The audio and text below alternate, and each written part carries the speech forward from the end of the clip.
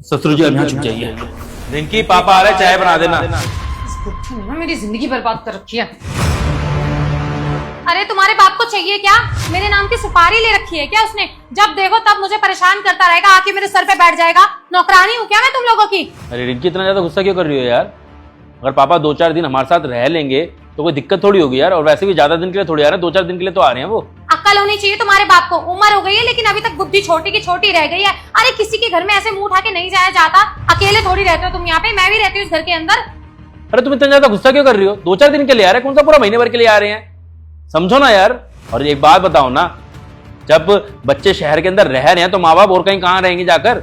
अपने बच्चों के साथ ही रहेंगे ना।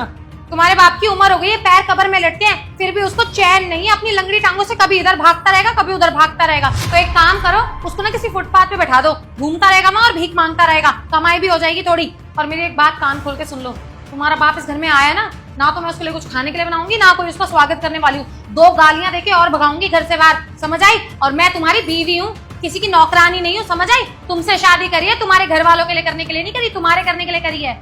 माना कि तुम्हारा बाप है, मन करता होगा अपने बेटे से मिलने का, तो महीने में एक बार आया करे, मिल के चले जाया करे वापस अपने गाँव। कि बार बार आने का क्या टंटेरा पाल रखा है तुम लोगों ने? और इतना ही तुम्हें अपने बाप की याद आती है ना, तो तुम ना चले जाया करो गाँव, वहां जाकर के मिला करो अपने बाप से। मैं ना किसी की नौकरानी नहीं हूँ जो वो यहाँ पे आएगा मैं 56 भोग बना के रखूंगी। अरे रिंकी, अगर मुझे छुट्टी मिलेगी तो मैं खुद जाके गांव पापा से मिल लूंगा। लेकिन अगर अभी पापा अगर शहर में आके मिलना चाहते हैं तो इसमें कोई बहुत बड़ी चीज थोड़ी है। और तुम ना ज्यादा गुस्सा मत करो।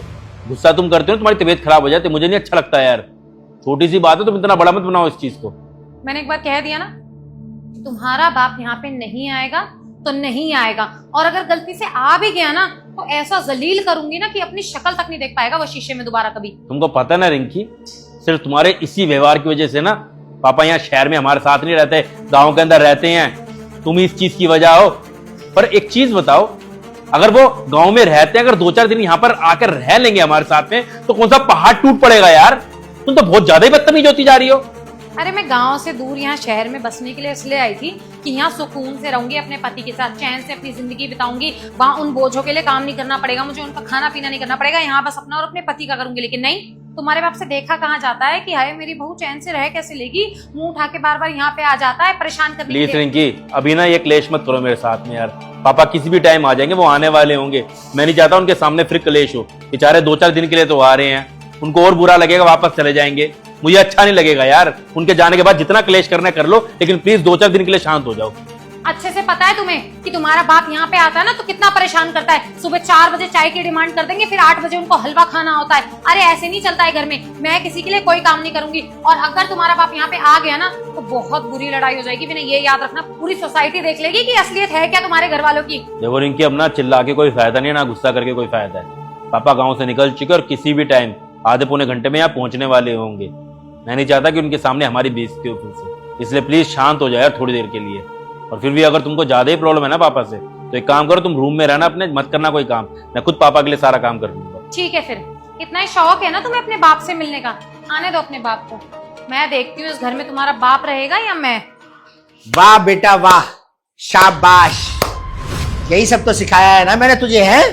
पापा आप मतलब विनय, उतनी देर से जो तुम बात कर रहे थे पापा की, वो मेरे पापा के बारे में कर रहे थे अपने? नहीं देख लिया ससुर जी, आप मुझे कहते थे ना कि शादी से पहले मेरे माँ बाप मेरे साथ में रहते थे, अब क्यों नहीं रहते दामाद जी? तो देख लीजिए, उसकी वजह आपकी ये बेटी है।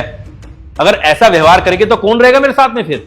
और आज से पहले अगर मैं आपको बताता ना तो शायद हो सकता है एक बार को आपको विश्वास ना होता मेरी बात पर। लेकिन आज मैंने आपको प्रैक्टिकल दिखाया है कि कैसे ये लड़की एक बुजुर्ग आदमी के साथ में और औरत के साथ में इतनी बदतमीजी करती है कि उनको गाँव रहना पड़ता है, जबकि उनका बेटा शहर में रहता है, अच्छा खासा कमाता है। देख लो अपनी बेटी की करतूतें। क्या यही संस्कार दिए थे तुझे कि ससुराल में जाके अपने बाप की नाक कटवाए? नहीं पापा, आप मेरी बात। एक शब्द भी मुंह से निकालने की जरूरत नहीं है। अपनी इन्हीं आंखों से और इन्हीं कानों से सुना है मैंने। शादी से पहले तुझे क्या समझाया था मैंने, हैं? कि लड़की का असली घर उसका ससुराल होता है। और तुझे यह भी समझाया था कि अपने सास ससुर की इज्जत करना। और तू यहां पे ये गुल खिला रही है? अरे बेवकूफ, तेरी इन हरकतों से ना तेरा खुद का घर बर्बाद हो जाएगा। इसमें ना गलती इसकी नहीं है, गलती मेरी है। शायद मैं ही इसे सही से संस्कार नहीं दे पाया, इसकी गलती के लिए ना दामाद जी मैं आपके आगे हाथ जोड़ रहा हूं, माफ कर दीजिए इसे। देखिए ससुर जी, मेरे आगे हाथ मत जोड़िए प्लीज़। आप मेरे पिता के समान हैं। मैंने आपको यहाँ कोई बेइज्जत करने के लिए नहीं बुलाया। बस मैं आपको चाहता था कि आपको पता लगे कि आपकी बेटी का क्या व्यवहार है, कैसे इसकी आदतें हैं, कैसे ये मुझे और मेरे माँ बाप को टॉर्चर करती है। बाकी आपकी कोई गलती नहीं, आप प्लीज़ माफ़ी मत मांगिए मुझसे। और सच बात तो यही है ससुर जी, आज के ज़माने में ना अगर लड़का अपनी बीवी का साथ दे ना तो जोरू का गुलाम कहलाता है, और यही अगर माँ बाप का साथ दे तो ये कहते हैं कि अपनी माँ के पल्लू से बंधा हुआ है। लेकिन लड़के का दर्द कोई नहीं समझता। अरे कोई उस लड़के से भी तो पूछे ना कि वो किसके साथ रहना चाहता है। उस लड़के से कोई नहीं पूछता। और मैं बताऊं, वो लड़का अपने परिवार को समेट के रखना चाहता है, वो दोनों के साथ रहना चाहता है, वो नहीं चाहता उसका परिवार टूटे। लेकिन उस लड़के का दर्द कोई नहीं समझता। अब आप खुद ही सोचिए ना, जिस बेटे को उसके माँ बाप ने पेट काट काट के बड़ा किया, गरीबी के हाल में भी उसके ऊपर कभी किसी चीज की आंच नहीं आने दी, पढ़ा लिखा के इस काबिल बनाया कि वो सक्सेसफुल हो सके, और वो सक्सेसफुल होने के बाद में लड़का अपने माँ बाप को अपने साथ नहीं रख सकता, मेरा दर्द कौन समझेगा। इतना सपना था मेरा कि कामयाब होने के बाद में माँ बाप को साथ में रखूंगा, लेकिन आपकी ये बेटी उन्हें रखना तो दूर की बात, एक दो दिन के लिए भी यहां नहीं आने देती। सही कह रहे हैं दामाद जी। असली घर, असली परिवार तो वो होता है जहां पर छोटे बड़े बूढ़े सब एक साथ मिलजुल कर प्यार से रहते हैं। और लेकिन मेरी इस नालायक बेटी ने अपना खुद का घर अपने हाथों से बर्बाद कर लिया है। बेटी, अभी भी समझा रहा हूं तुझे, संभल जा। अरे सोच के देख, आज जिस तरीके से तू अपने ससुराल में ये सब कर रही है, कल को जब तेरे भाई की शादी होगी और तेरी भाभी घर में आएगी, कल को अगर उसने मुझे धक्के मार के घर से बाहर निकाल दिया तो तुझ पर क्या बीतेगी है? मैं दर दर की ठोकरें खाता हुआ तेरे को अच्छा लगूंगा? एक औलाद को ना कभी भी अच्छा नहीं लगता कि उसके माँ बाप दर दर की ठोकरें खाए, भटकते फिरे। सोच के देख, दामाद जी को कितना बुरा लग रहा होगा। उनके माँ बाप पता नहीं कहाँ धक्के खा रहे होंगे, कहाँ ठोकरें खा रहे होंगे। पापा, पर वो ऐसा क्यों करेंगे? वो तो आपसे बहुत प्यार करते हैं ना। अरे क्यों नहीं कर सकती? अरे जब तेरे को मैंने संस्कार दिए हैं और तू ऐसा कर रही है तो उसका तो पता ही क्या कि उसे संस्कार होंगे या नहीं होंगे। और एक चीज बता दूं, ये जो कर्म है ना, कर्म घूम फिर के आते हैं। जैसा तू दूसरों के माँ बाप के साथ करेगी ना, वैसे तेरे माँ बाप के साथ भी होगा। नहीं पापा, मैं आपको ऐसे लाचार नहीं देख पाऊंगी, वो भी तब जब सब कुछ मेरी वजह से हुआ है। हाँ, मुझे माफ कर दो, मैं दोबारा ऐसा कभी नहीं करूंगी। पापा please, I am really sorry. अरे माफी मुझसे मत मांग, माफी मांग दामाद जी से, जिनके माँ बाप को तूने घर से बाहर निकाला है।